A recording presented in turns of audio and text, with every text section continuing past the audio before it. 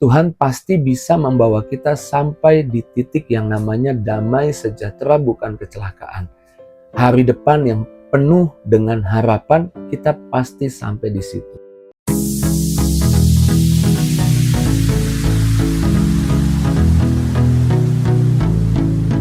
Puji Tuhan, bergabung kembali di Morning with the Word di YouTube channel saya Mario Marcelo. Kembali pagi hari ini kita mau ambil waktu merenungkan firman Tuhan, dan kita percaya setiap pagi Tuhan punya firman-Nya buat kita. Amin. Setiap pagi Tuhan mau impartasikan kekuatan-Nya, Tuhan mau curahkan berkat-Nya, dan lewat firman Tuhan tidak akan kembali sia-sia, tapi boleh memberkati setiap kita. Di pagi hari ini saya rindu membagikan beberapa hal yang harus ada di pikiran kita, yang harus ada di benak kita sehingga mengubah perasaan kita.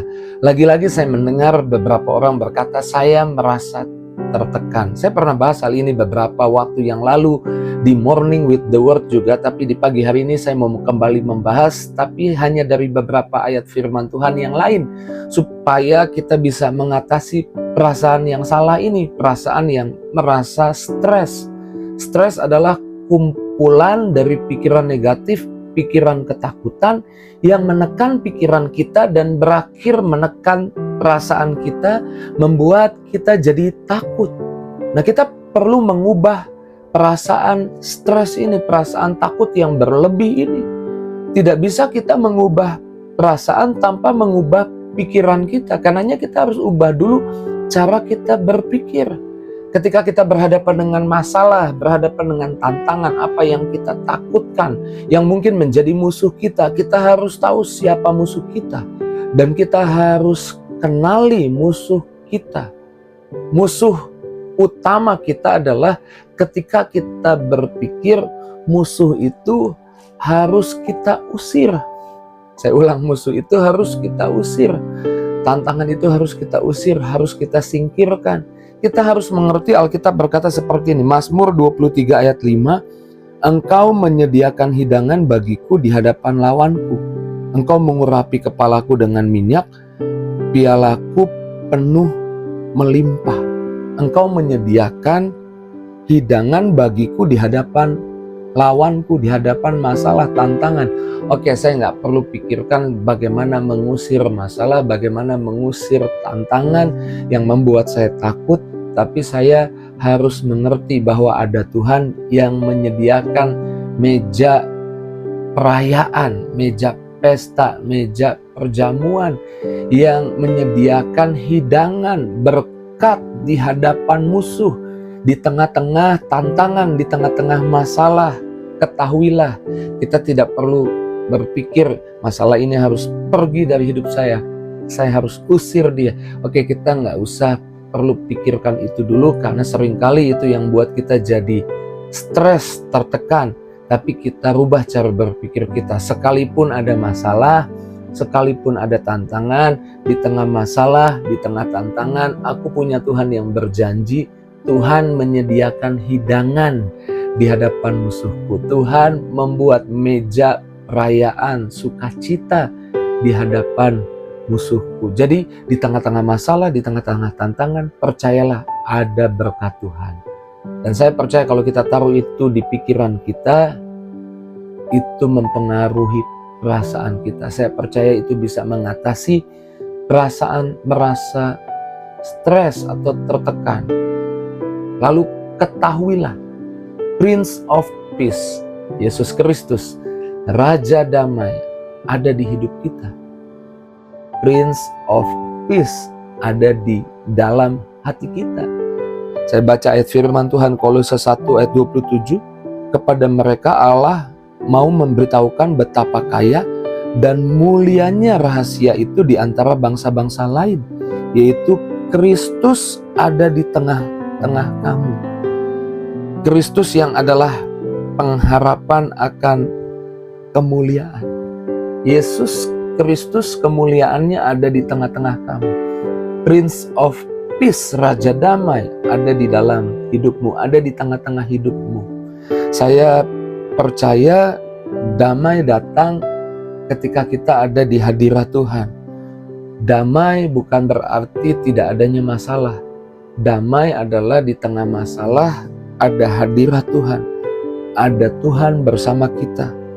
Dan Tuhan berkata, aku menyertai kamu senantiasa sampai kapanpun, sampai akhir zaman, sampai dunia berakhir. Tuhan beserta kita.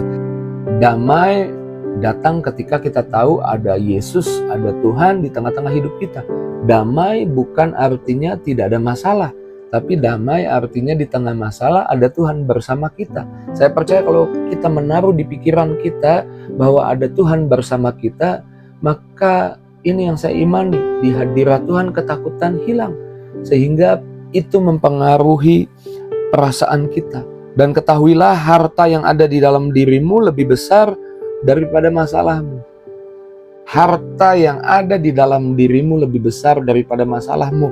Di dalam 2 Korintus 4 ayat 7 dan 8 saya bacakan buat kita ayat 7. Tetapi harta ini kami punyai dalam bejana tanah liat, supaya nyata bahwa, garis bawahi, bahwa kekuatan yang melimpah-limpah itu berasal dari Allah, bukan berasal dari diri kami.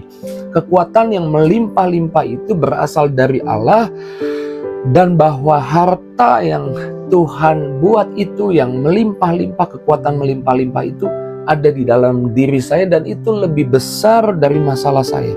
Sehingga di ayat 8 dikatakan, dalam segala hal kami ditindas, namun kami tidak terjepit, kami habis akal, namun kami tidak putus asa. Paulus berkata, kami dihimpit dari segala arah, segala penjuru, tapi kami tidak tertekan. Mengapa? Karena dia tahu bahwa di dalam dirinya ada harta, yaitu kuasa Tuhan, kekuatan Tuhan yang melimpah-limpah. Kalau kita taruh di pikiran kita bahwa ada kekuatan Tuhan melimpah-limpah, maka saya percaya itu mempengaruhi juga perasaan kita.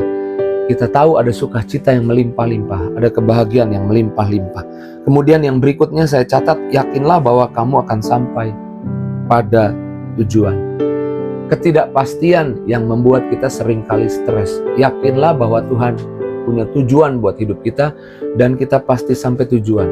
Apa yang buat Yesus bisa tidur di tengah badai? Ada badai yang menghalangi perjalanannya, tapi di tengah-tengah perahu itu Yesus tidur, sementara murid-murid panik. Yesus tidur di tengah badai. Badai itu mencoba menghentikan perjalanan mereka, tapi Yesus tetap tidur. Yesus bisa damai, bisa tenang, bisa rest di tengah badai. Karena sebelumnya Yesus berkata, marilah kita bertolak ke seberang. Teks lain berkata, kita pasti sampai ke seberang. Ayo kita sampai ke seberang. Kita pasti sampai ke seberang. Tuhan punya tujuan, pasti sampai ke seberang. Apapun yang coba menghalangi masalah, situasi, tantangan, firman Tuhan tidak bisa gagal. Yesus tahu apa yang dia katakan, Yesus tahu tujuannya sampai ke seberang, dan pasti sampai. Walaupun di tengah-tengah perjalanan ada lika-liku, ada tantangan, ada masalah, tapi pasti sampai di tujuan. Tuhan punya tujuan buat hidup kita, yaitu rancangan damai sejahtera, bukan rancangan kecelakaan. Tuhan pasti bisa membawa kita sampai di titik yang namanya damai sejahtera, bukan kecelakaan. Hari depan yang penuh dengan harapan, kita pasti sampai di situ. Ketidakpastian yang membuat kita jadi stres, tapi waktu kita tahu Tuhan pasti bawa kita sampai ke rencananya yang indah buat keluarga kita, kesehatan kita, keuangan kita, masa depan anak-anak kita, kehidupan kerohanian kita. Kita pasti sampai di tujuan Tuhan buat hidup kita. Apa yang Tuhan katakan pasti digenapi di hidup kita. Ketika kita menyadari itu, di pikiran kita, itu membuat perasaan kita juga damai. Stresnya pergi, stresnya hilang. Dan kita tahu di mana kita duduk. Kita duduk bersama Kristus secara rohani di kerajaan surga. Jauh lebih tinggi dari masalah, dari tantangan. Kita melihat dari atas, posisi kita ada di atas, tantangan ada di bawah, sehingga kita yang memerintah atas tantangan, sehingga kita bukan di bawah tantangan, di bawah masalah yang di bawah kita, dan yang di bawah harus tunduk pada apa yang di atas. Kita ada di atas tantangan masalah. Kalau di pikiran kita menaruh pemikiran seperti ini, saya percaya perasaan tertekan tidak menguasai kita. Perasaan stres tidak menguasai kita. Lagi-lagi orang berkata, saya tertekan, saya merasa tertekan. Dan lagi-lagi Tuhan menguatkan, Tuhan meyakinkan, Tuhan membebaskan pagi ini. Dan saya beriman di pagi hari ini, waktu kita dengar kebenaran ini memerdekakan kita. Siapapun menyaksikan Morning with the Word, paham kebenaran ini, saudara dimerdekakan oleh Tuhan. Mari karenanya mengucap syukur, buang pemikiran saya merasa tertekan, buang jauh itu, amin. Dan kita tahu ada Tuhan di tengah-tengah kita, ada kuasanya di dalam hidup kita. Kita di atas masalah kita, tantangan kita. Kita bukan di bawah masalah dan tantangan kita. Kita berkuasa atas tantangan, atas masalah kita. Bukan masalah dan tantangan yang berkuasa atas kita. Puji Tuhan, pagi ini saya percaya kembali Tuhan ajar kita untuk mengubah cara kita berpikir yang berakibat mengubah cara kita merasa dan mendorong, memotivasi, mengencourage, menyemangati cara kita bertindak. Dan saya percaya pagi hari ini kembali semangat yang baru tercurah, urapan yang baru tercurah. Ambil waktu, renungkan apa yang Tuhan katakan, responi apa yang Tuhan katakan, naikkan syukur. Kalau engkau bisa tutup matamu dan bilang terima kasih kepada Tuhan, tutup matamu, katakan terima kasih kepada Tuhan. Mulai naikkan syukur, katakan kau baik Tuhan, kau dahsyat, kau mulia. Kami bersyukur buat pagi hari ini, kami berdoa, berterima kasih buat firman-Mu. Firman Tuhan tidak kembali dengan sia-sia. Siapapun yang merasa stres, tertekan pagi hari ini, kebenaran Tuhan memerdekakan mereka.